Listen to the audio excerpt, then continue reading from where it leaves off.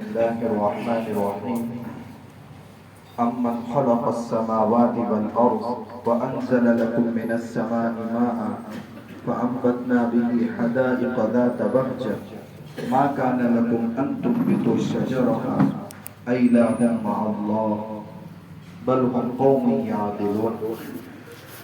اللہ تبارک و تعالیٰ کی ذات کو لے کر دنیا میں تین طرح کے طبقے پائے جاتے ہیں۔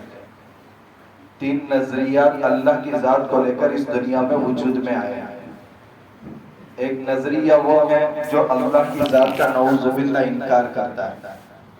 ان کی تعداد شروع میں بہت کم تھی، جن کو ملحد، ناستک، دہریہ، منکر خدا کہا جاتا ہے، کیونکہ اللہ کا انکار کرنا یہ ایسا ہی ہے جیسا کوئی کہے کہ میرا کوئی باپ نہیں۔ ظاہر سی بات ہے دنیا کا کوئی انسان اس کو تسلیم نہیں کر سکتا۔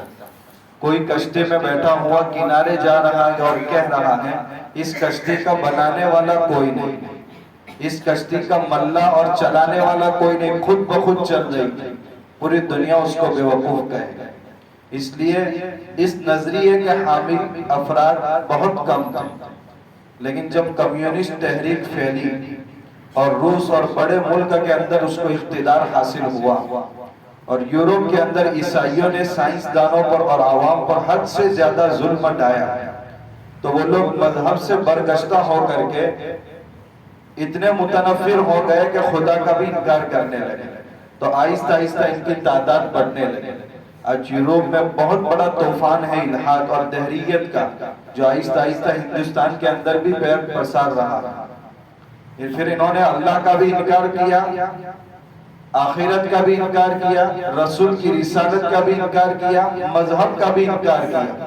میں اپنی زندگی میں آزاد ہوں، حتیٰ کہ کسی کو میرے بارے میں یہ بھی پوچھنے کا ادھیکار نہیں ہے کہ میرے باپ کون ہے۔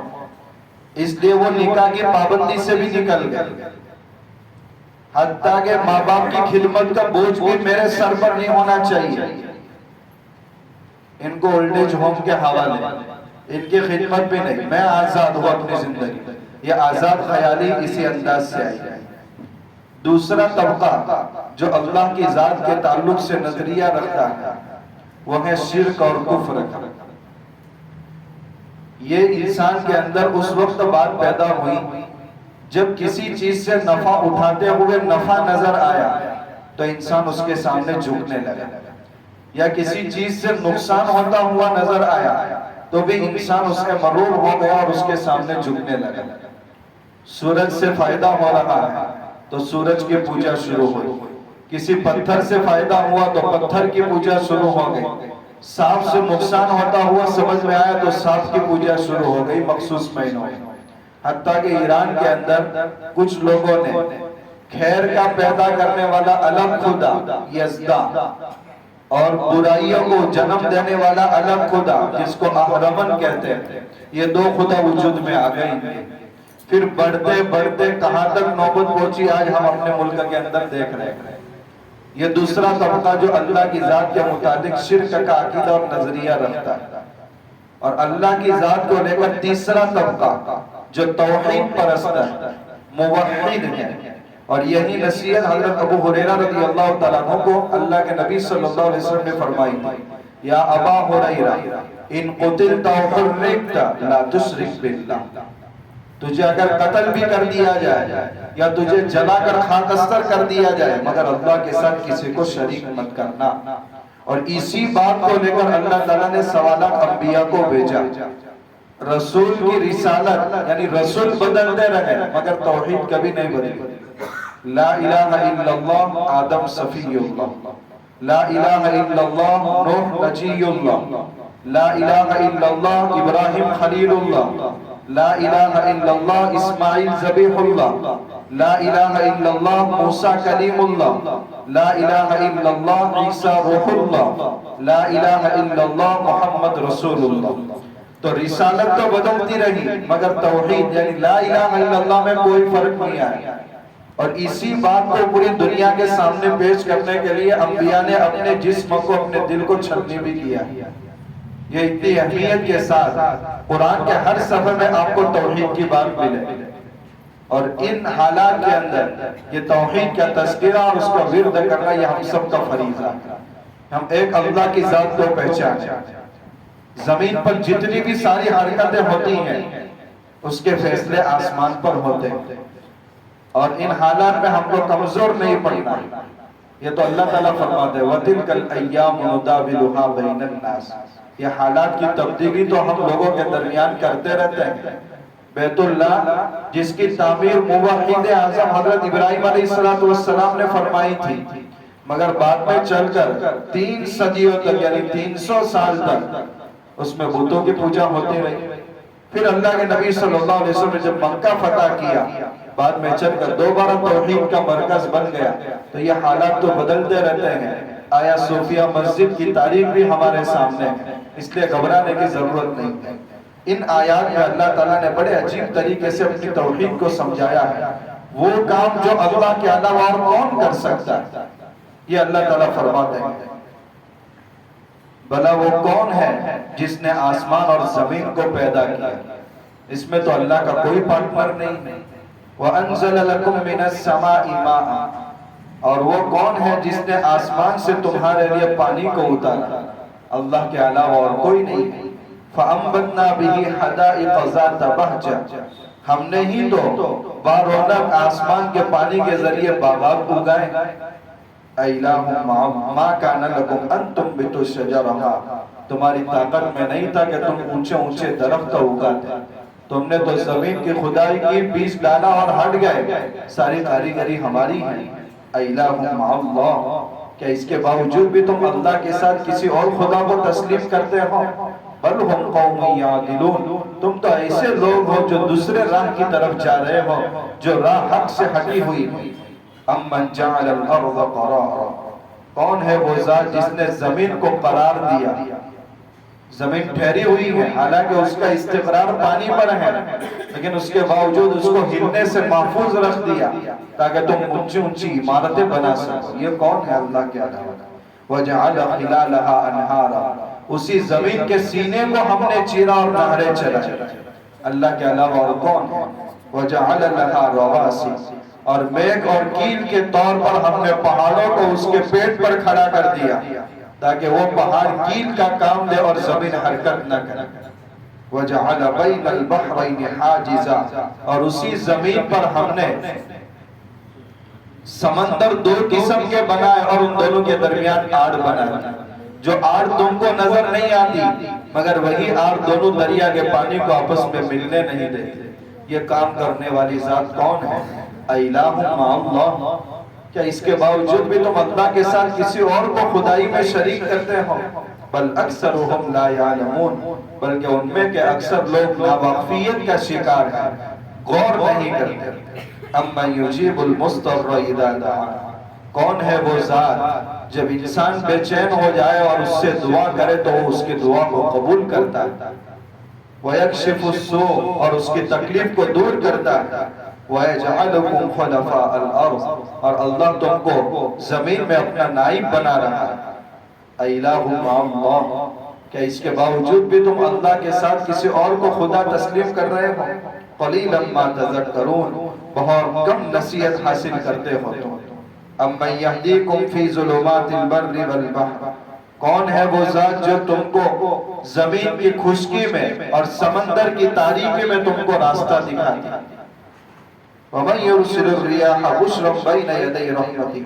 اور کون ہے وہ ذات جو اپنی رحمت یعنی بارش سے پہلے امید دلانے کے واسطے ہواؤں کو بھیجتے ہیں؟ اللہ کے علاوہ اور کوئی نہیں. اِلَٰهٌ مَعَ اللَّهِ. اس کے باوجود بھی تم اللہ کے ساتھ کسی اور کو خدا تسلیم کرتے ہو. تَعَالَى اللَّهُ عَمَّا يُشْرِكُونَ. جو باتیں تم اللہ کی ذات کے ساتھ بیان کر رہے ہو، اللہ کی ذات اس سے بہت بلند و بالا ہے. اَمَّن يَبْدَأُ الْخَلْقَ ثُمَّ يُعِيدُهُ. کون ہے وہ ذات جس نے اپنی مخلوق کو پہلی مرتبہ پیدا کیا، ثُمَّ يُعِيدُهُ. پھر اللہ دوبارہ ان کو پیدا کرے گا. وَمَن يَرْزُقُكُم مِّنَ السَّمَاءِ وَالْأَرْضِ. اور کون ہے جو تم کو آسمان اور زمین سے رزق دیتا ہے؟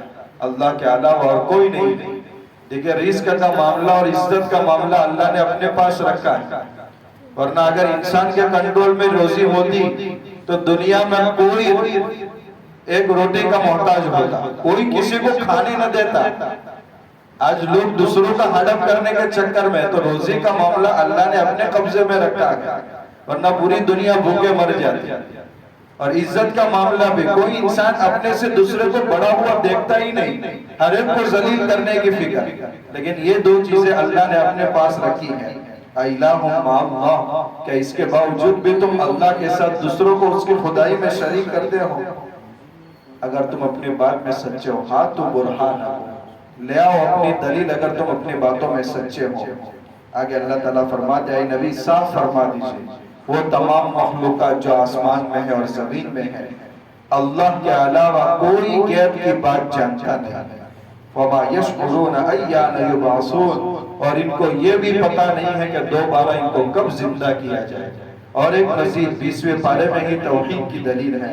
اے نبی آپ ان سے بتلائیے، ارے اللہ تعالیٰ نے تمہارے اوپر اگر رات کو قیامت تک لمبا کر دیا، 6 بجے سے رات شروع ہو گئی اور صبح 5 بجے تک، لیکن اللہ اس کو لمبا کر دے اور قیامت تک رات ہی رات رکھے، من الہ غیر اللہ یأتیکم بضیاء، کون ہے اللہ کے علاوہ جو دین کی روشنی کو لے کر کے آئے؟ تم انسانوں میں سے کسی کی طاقت ہے؟ رات میں چاہے تم کتنے ہی کمکمے اور لائٹیں لگا دو، مگر اس کو دین میں تبدیل نہیں کر سکتے اور سورج کو نکال نہیں سکتے۔ اگر اللہ تعالیٰ فرماتے ہیں فَلَا تَسْمَعُونَ، پھر بھی سننے کو تیار نہیں اور شرک سے باز آنے کو تیار نہیں۔ قُلْ أَرَأَيْتُمْ، اے نبی پھر پوچھئے آپ ان سے، اگر اللہ تعالیٰ تم کو دین پر قیامت تک پھیلا دے کہ دین ختم ہی نہ ہو، من الہ غیر اللہ یأتیکم بلیل، کون ہے جو تمہارے پاس رات لے کر آئے جس میں تم سکون کی نیند حاصل کرو؟ افلا تبصرون، کیا یہ نظارے بھی تم اپنی آنکھوں سے نہیں دیکھ رہے ہیں؟ پھر کیوں تم شرک سے باز نہیں آتے؟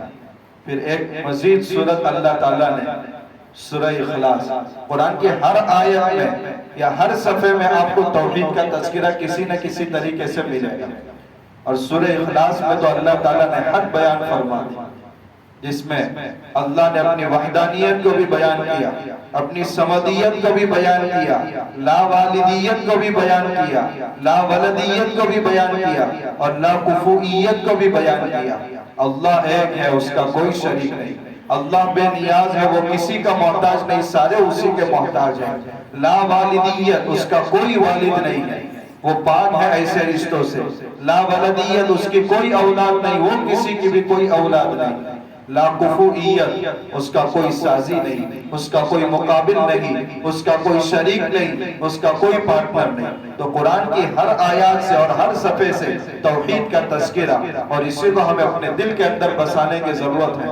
حالات کتنے بھی مخالف ہو، مگر ایک اللہ کی وحدانیت اور ایک اللہ کی عبادت کبھی ہم چھوڑ نہیں سکتے۔ ان تاریخی لمحات سے ہمیں کچھ اسباق حاصل کرنا۔ سب سے پہلا سبق